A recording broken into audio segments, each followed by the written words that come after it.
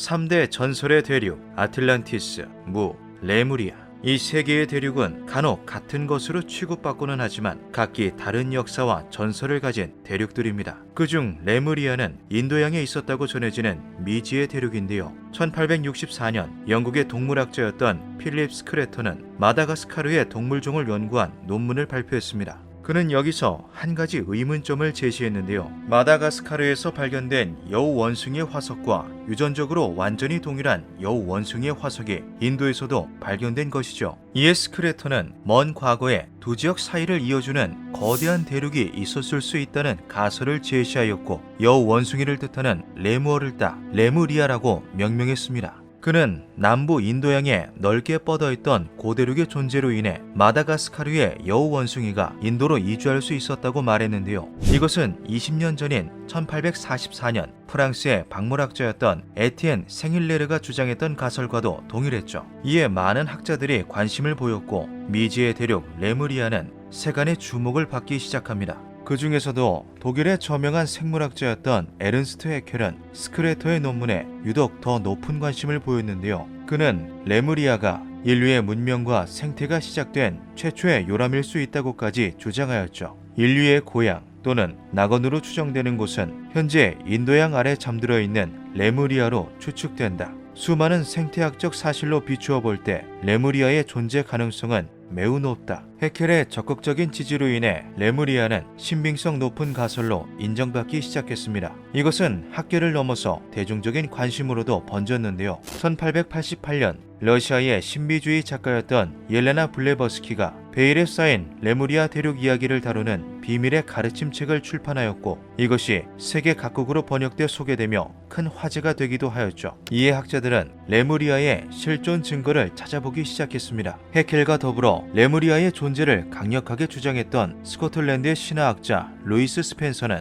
그 증거로 고대 하와이인들의 전설을 예로 들었는데요. 바다를 가로지르는 하나의 대륙이 있었는데 이 대륙은 칸의 신에 의해 지배되고 있었다. 스펜서는 이것이 레무리아 대륙을 일컫는 구절이라고 말했습니다. 또한 이스터 섬의 전설에 등장하는 마라의 롱가라는 거대한 대륙과 뉴질랜드의 마오리족 전설에 등장하는 하와이키라는 거대 섬 역시 레무리아를 일컫는다고 주장했는데요. 이 세 가지 전설에 등장하는 섬의 공통적인 특징은 그것이 거대한 대륙이었다는 것과 초강력 자연재해로 인해 바다 밑으로 가라앉았다는 것이었죠. 이와 비슷한 전설은 본토인 인도에도 존재했습니다. 인도 동남부의 타밀족에 내려오는 신화 중에는 쿠마리 칸담이라는 전설의 대륙이 등장하죠. 파우루리 강에서 남쪽에 쿠마리 강까지 뻗어있던 대륙은 700카바탐 크기의 면적을 지녔으며 이후 49개 영토로 나뉘었다. 하지만 이 땅은 존속하지 못하고 바다 밑으로 유실되고 말았다. 파우루리 강은 현재 인도의 어떤 강을 일컫는 것인지 위치는 어디쯤인지 특정할 수 없다고 합니다. 오직 전설상으로만 존재하는데요. 700카바탐이라는 단위 역시 그 정확한 계산식에 남아있지 않아 이것이 어느 정도의 크기를 말하는 것인지 예측할 수 없다고 하죠. 다만 그것이 49개의 영토로 나뉘었다는 것으로 볼 때 거대한 대륙을 지칭하는 것은 틀림없어 보였습니다. 바다 밑으로 가라앉았다는 것도 다른 나라의 전설들과 동일하죠. 1924년 캔터베리 대학의 역사학자 존 브라운은 저서인 태평양의 수수께끼에서 이와 연관지을 수 있는 바다 미스터리를 하나 제시하였습니다. 오스트레일리아의 올레이아 섬 원주민들이 섬으로부터 160km 떨어진 야프섬과 문화적으로 연결되어 있다는 것을 밝혀낸 것인데요. 또한 야프섬은 수백 킬로미터 떨어진 다른 섬들과 종속 관계에 있기도 하였죠. 서로 수백 킬로미터 떨어져 있는 섬들은 거리가 무색할 정도로 아주 긴밀하게 연결되어 있었습니다. 이는 아주 먼 과거에서부터 이어져 온 교류라는 것도 연구 결과를 통해 밝혀낼 수 있었죠. 작은 섬들은 야프섬의 추장에게 매해마다 공물을 바쳐왔다고 합니다. 제때 공물을 바치지 않으면 야프섬이나 올레이아 섬의 추장이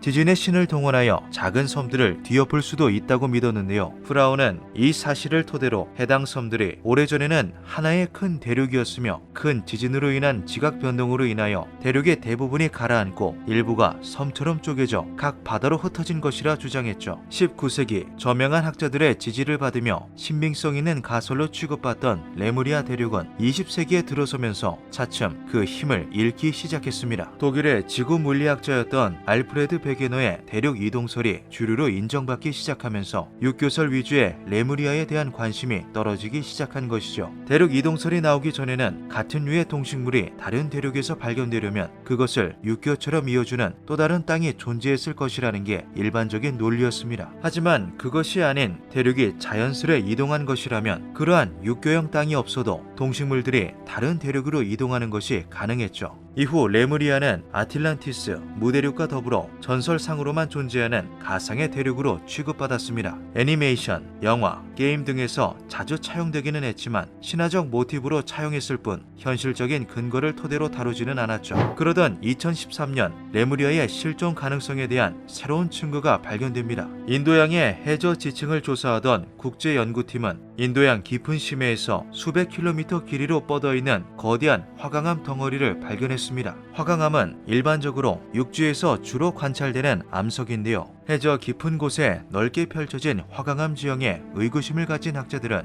해당 표본을 채취하여 연구했고 암석에서 발견한 지르콘을 이용하여 화강암의 형성 시기를 특정해 보았죠. 지르콘은 지층의 나이를 알려주는 보석이라고도 불리는 광물의 일종입니다. 특정 방사성 원소를 지니고 있어 해당 지층의 정확한 생성 시기를 측정할 수 있게 해주죠. 이를 통해 드러난 연구 결과는 놀라웠는데요. 인도양 깊은 해저의 화강암 형성 시기는 무려 30억 년 전으로 예측되었습니다. 이것은 먼 과거 인도양 한복판에 거대한 대륙이 존재했을 수도 있다는 높은 가능성을 제시해 주었죠. 이를 연구한 학자들은 이것이 전설의 대륙 레무리아는 아닐 수 있어도 고대의 인도양에 존재했다가 모종의 이유로 가라앉은 실제 대륙일 가능성은 높다라고 말했습니다. 인도양 한가운데에 있었다고 전해지는 고대륙 레무리아, 혹시 아직 탐사되지 못한 해저 깊은 곳 어딘가 그 땅이 잠들어 있지는 않을까요? 기묘한 밤이었습니다.